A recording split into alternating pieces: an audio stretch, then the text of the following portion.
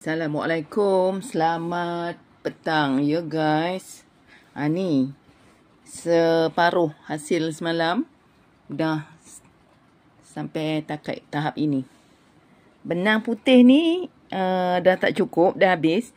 Saya sambung je lah dengan benang blue, baby blue ni.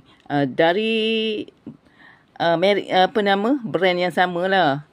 Cuma dia gram dia besar. Yang ini 50 gram. Yang putih ni 25 gram. Yang ini biru ni 50 gram. Tapi dia punya kualiti dia sama. Dia gebu-gebas. Milk cotton. Gebu-gebas. Saya nak buat besar ni guys. Saya nak habiskan ni. Ni benang ni ada 3 buku lah. Ada 4 buku tadi. Dah habis 2. Dah masuk 2 dah ni. Ada lagi 2. Saya nak habiskan tu. Kalau tak cukup juga lagi nanti, saya cari pula benang-benang saya lagi yang ada dalam kotak tu. Aku benang yang sesuai lah, yang seangkatan dengannya. Dah besar sebab nak buat blanket kan. Ataupun bukit flower jambangan bunga kan.